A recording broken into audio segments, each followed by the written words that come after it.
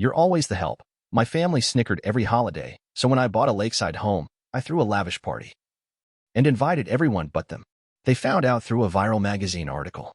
The reactions were priceless. The 4th of July in North Carolina is always the same: heat waves, burgers on the grill, and a fresh round of humiliation with my name on it. My name's Jonah. I'm 32 years old. I live in Durham. I design user interfaces for tech companies, mostly startups that need sleek apps to impress investors. I've got a few solid contracts, I make good money, and I live a quiet life. You'd never guess any of that if you sat through one of my family's barbecues. They treat me like a child who never grew up. Every year, I tell myself I won't go. Every year, I go anyway. This time, it hit me before I even stepped out of the car. My mother's text earlier that morning. Please just keep it normal this year, okay? That one line set the tone. I already knew what she meant. No long-winded talk about work, no artsy outfits, and definitely no challenging dad's jokes. Dad greeted me with a one-armed hug that barely touched my back. Look what the wind blew in, he said loud enough for everyone to hear. The prodigal son, still avoiding a real job, huh? Everyone laughed. Of course they did. My older brother Lucas grinned, beer in hand. Hey, at least he's consistent. I forced a smile. Nice to see you too, Lucas. You still doing interface stuff? My younger sister Abby asked, wrinkling her nose like she'd stepped in something. Yep, I said, grabbing a tray of buns to help set the table. UI design. That's not like real programming though, right? She asked, half smirking. More like coloring in the lines? Laughter again. I didn't respond. Just set the buns down and started unpacking condiments like it was my job. I've learned that silence is easier than defending yourself to people who don't want to understand. By the time the hot dogs hit the grill, I was already exhausted. I'd said maybe 20 words and taken 10 hits to my ego. Lucas pulled out his phone and said, Hey Jonah, remember when you wanted to be a comic book artist? You still sketching aliens in your little notebook? Actually, I said, keeping my tone flat, that stuff got me my first freelance gig. That company sold for 8 figures last year. No one reacted. Dad just chuckled and said, maybe one day you'll get a real job with a parking space and benefits. That got the biggest laugh of the day. Even my mom smiled as she shook her head, sipping her lemonade. You know we love you, honey, she said, patting my arm. Just try to blend in more. Okay, blend in. Like I was some eyesore on their otherwise perfect family canvas. I busied myself stacking paper plates, nodding like a good little outsider. I'd been the family's oddball since high school. I was the kid who liked comics and coding, not football or finance. That label stuck, no matter how much I grew or earned or succeeded. At some point, I looked over at Lucas showing off pictures of his new boat. Abby talked about her upcoming promotion. Dad beamed at both of them. I stood there, holding a stack of napkins, sweating through my t-shirt, feeling invisible. And for the first time, I thought, maybe I don't have to keep showing up for this. Maybe I didn't want to. Rachel's birthday party was held at a private gallery in downtown Charlotte, an upscale, all-white walls kind of place with delicate appetizers you had to squint at to identify. I showed up in slacks and a navy blazer, trying to look presentable, trying to blend in. I shouldn't have bothered. The whole evening felt like one long reminder that I didn't belong. Jonah, my mom said, air-kissing me like I was some distant cousin. Rachel will be so happy you made it. She's had such a stressful year. This is really her night. That was code for, don't make it about yourself. The place was packed with people I didn't know, family friends, old professors, co-workers of Rachel's who wore shiny watches and spoke in buzzwords. I found Rachel near the champagne table. Hey, birthday girl, I said, handing her a wrapped gift. Oh, you didn't have to bring anything, she said, eyes scanning the room behind me. But thanks. I'm so glad you came. She hugged me the way someone hugs a distant acquaintance, brief and hollow. An hour in, speeches started. Toasts, mostly. Sweet ones. Her boss praised her unmatched leadership and relentless work ethic. Her friend reminisced about their college years. Then Peter, our middle brother, grabbed the mic.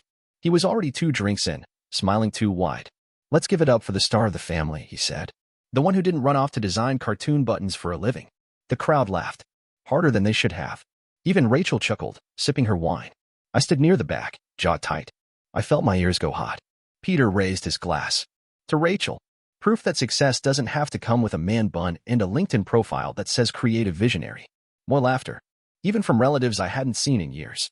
I clapped, mechanically. Smiled, because I didn't know what else to do.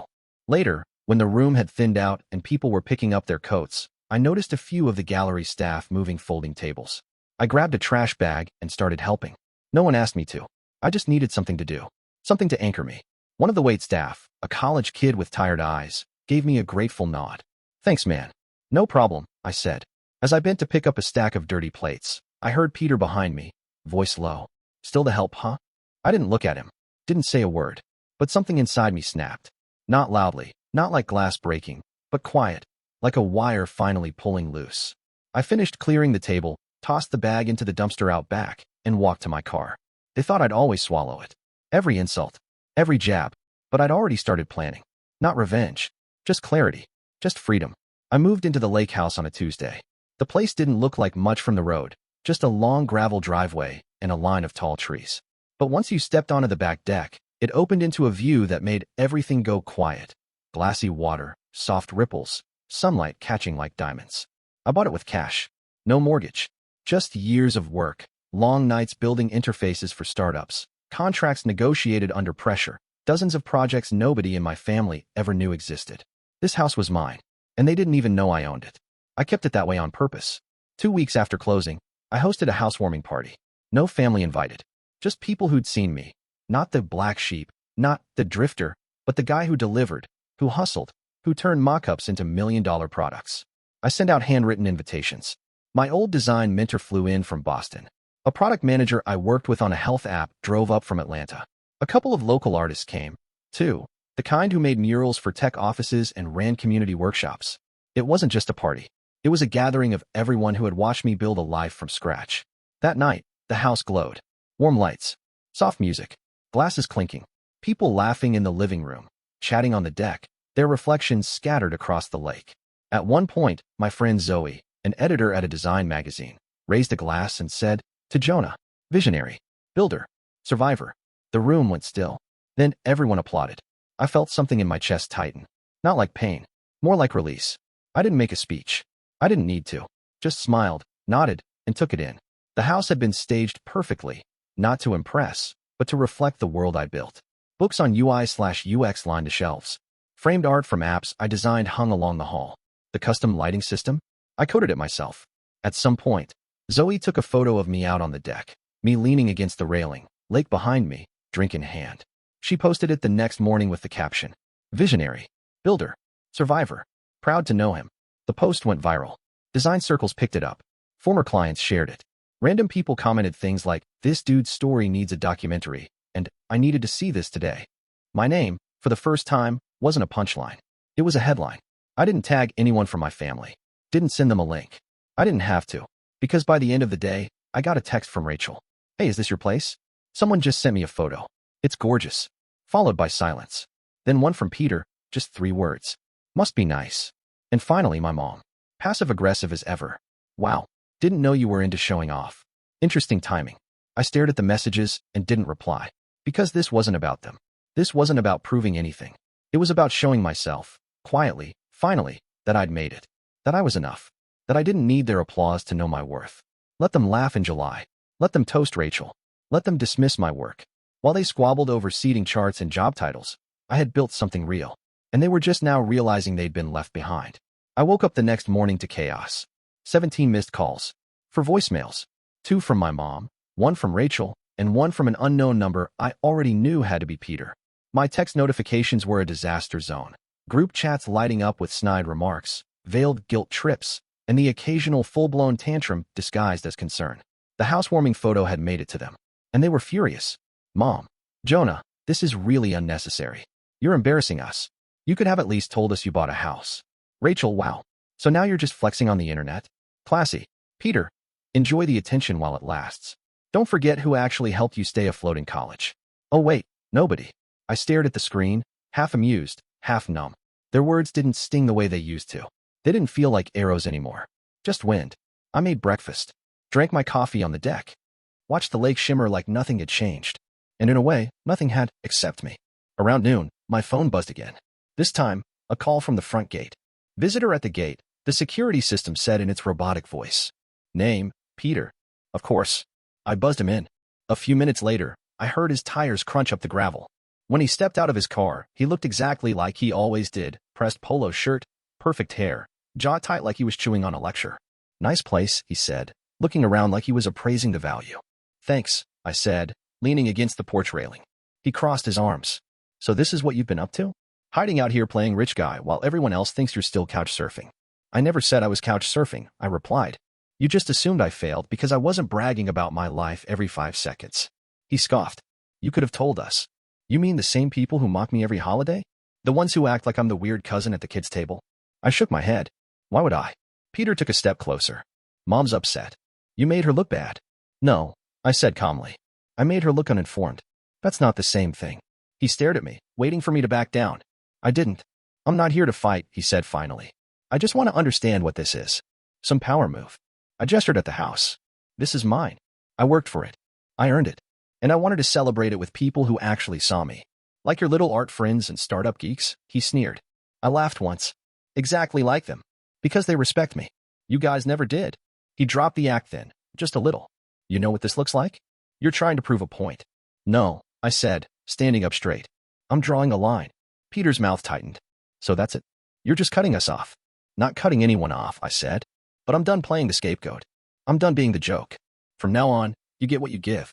He opened his mouth, then closed it. For a moment, I saw something flicker in his eyes, maybe recognition, maybe shame. But it passed. He turned and walked back to his car without another word. A minute later, my phone buzzed again. Peter, voicemail, you're unbelievable, Jonah. You think this house makes you better than us? It doesn't. You're still just the same bitter loser, hiding behind success like it means something. You'll come crawling back. You always do. I deleted the message without listening to the end. And for the first time, I didn't feel angry. I didn't feel small. I felt free. It arrived in a thick cream-colored envelope, dropped off by a courier in a tan vest who looked as uncomfortable handing it to me as I felt receiving it. I recognized my mother's handwriting immediately. Swirly cursive on the front, Jonah Nathaniel Green. She hadn't called me Nathaniel since I was 15, and she found weed in my sock drawer. I stood on the porch, sunlight warming the envelope in my hands. I already knew what it was. Not an apology. Never that. It would be a performance. A carefully stitched piece of emotional embroidery meant to look like love and feel like guilt. I went inside and opened it anyway. 12 handwritten pages, front and back. She'd used the nice stationery, the kind she saved for Christmas cards and condolence letters. The first few paragraphs were what I expected. We're confused, Jonah. We didn't realize you were hurting. We always thought you just liked your space. Then the pivot. You've always been sensitive, which is not a bad thing, but sometimes it makes you misinterpret what others mean. Your father jokes because he loves. Peter teases because that's how brothers bond. You've always taken things too seriously. There it was. The gaslight. She was turning years of subtle disrespect and cold shoulders into a misunderstanding. Like I'd made it all up in my head. Like I was the unstable one. And then the ask, wrapped in velvet. We're not asking for anything extravagant, but with Peter's layoff and Rachel still catching up from the gallery event, your father and I are a little stretched. We thought maybe, if you had any room in your heart, you could help us with the property taxes this quarter. We wouldn't ask if it weren't urgent. Family sticks together. I stared at that sentence. Read it twice. Then I went out back, tossed the letter into the fire pit, and lit a match.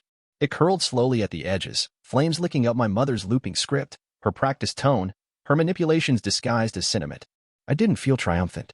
I felt done. The next morning, Rachel posted a photo on Instagram. Her, Peter, and my parents smiling in front of a backyard fire pit. My mother's caption read, "Family is everything. We don't always agree, but love keeps us close. Missing one but holding him in our hearts. Subtle. Strategic. Public." The comments poured in. Such a beautiful family. Sending love to whoever's missing. Always drama with the quiet ones, huh? I didn't reply. I didn't post. I didn't play their game. But something in me changed.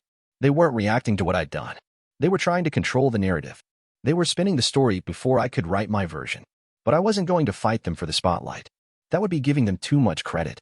Instead, I poured myself a coffee, walked out to the deck, and opened my laptop. A few days earlier, a writer friend had asked if I'd consider being interviewed for a design feature, one that explored quiet success, the kind that didn't come with applause. I hadn't responded. But now I had something to say. Not about my family. Not about the letter. But about what it means to be overlooked and to succeed anyway. Not for revenge. Not for attention. Just for truth. The article went live on a Thursday morning. Invisible Genius, the designer who quietly built a tech empire. That was the title. It was part profile, part essay.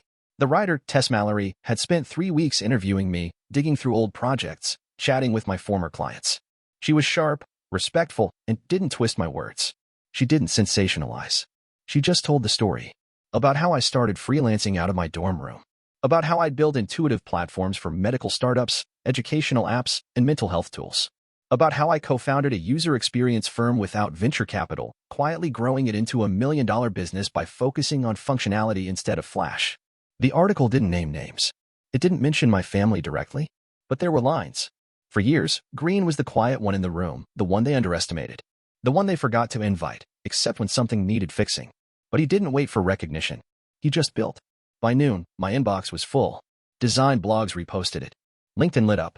Even a few recruiters I'd ignored before reached back out with a new tone. Respectful, almost deferential. But the reactions that hit hardest were from strangers. Messages like, "This made me cry. Thank you." Or, "I'm the Jonah in my family. This gave me hope." For the first time, I wasn't defending myself or explaining what I did for a living. I was being seen on my terms. I should have known my phone wouldn't stay quiet forever. My father's message came first. "Dad, guess you don't need your family anymore." Message received loud and clear. I stared at it for a second, then deleted it. No response. Then came my mother. Not a text. She called. I didn't answer. Her voicemail started upbeat. "Jonah, honey, we read the article. You looked so handsome in the photos." Then turned bitter. "It's a shame you didn't mention the people who raised you. But I guess you had your reasons." I saved that one. Not out of sentiment. Just as proof. Then, out of nowhere, Rachel texted. "Rachel, can we talk? Just you and me. No drama." I didn't answer right away. I stared at her message for a long time. Of all of them, she was the last person I expected to reach out with any softness. She'd laughed the loudest. Toasted the hardest. She'd let Peter turn me into a public joke and never blinked. But something about her message felt different. No guilt trip. No demand. Just an ask. I waited until the next morning. "Me, one conversation. One time. You pick the place." She replied 5 minutes later. "Rachel, quiet cafe in Chapel Hill. Tomorrow? I'll be there." I locked my phone, walked outside, and let the breeze roll over me. For once, they weren't dragging me back in. I was choosing who could come forward with me and under what terms. We met the next morning at a quiet little cafe in Chapel Hill.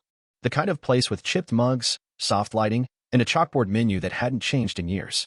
No photographers. No wine glasses. No family. Just me and Rachel.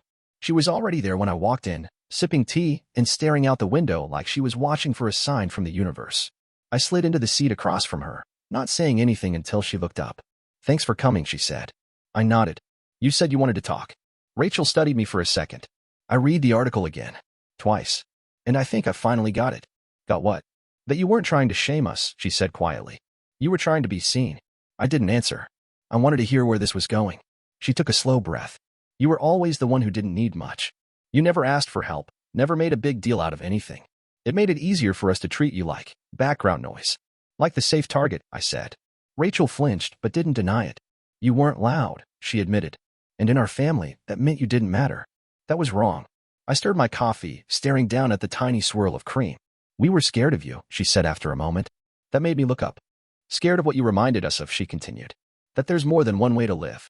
That success doesn't have to come with a suit and a yard and Sunday church. You were always different, and that scared us." "You mocked me for it," I said, flatly. "I know," she said. "And I wish I hadn't." There it was. "No, if I hurt you. No, you took it the wrong way. Just I wish I hadn't." It was more than I ever thought I'd get. "I'm not here to beg," Rachel said. "I just want to start over. Not as your sister by blood, but as someone who's trying to be better." I let that sit for a moment. "Okay," I said. "Here are my terms." She straightened in her chair, surprised but listening. "No more jokes at my expense. Not even the casual kind," I said. "No more rewriting the past as if you were just teasing. If we're going to talk, it's got to be real. No sugarcoating." "Fair," she said immediately. "And if you want to have a relationship, it's on equal ground. No guilt trips. No trying to pull me back into the group text just so I can be ignored again." She nodded. "That's not who I want to be anymore." I studied her face. It was the first time I saw something close to humility in it, something raw. "I'm willing to try," I said carefully. Cautiously. "I'll take that," she said. Cautious is still forward. We parted outside. No hug. Just a quiet nod between people who'd broken something and were considering whether it could be rebuilt. That night, I got another voicemail from Peter. "Peter, we're doing dinner at Mom's on Sunday. Be there. Everyone's expecting you." I didn't even listen to the whole thing. Just deleted it and blocked the number. Again. 10 minutes later, a new voicemail came in from a different number. "Peter again, this time angrier. You think you're better than us now? That stupid article got to your head. You're just a coward who ran away. Don't come crying when you realize no one wants you either." That one, I saved, not for revenge, but as proof.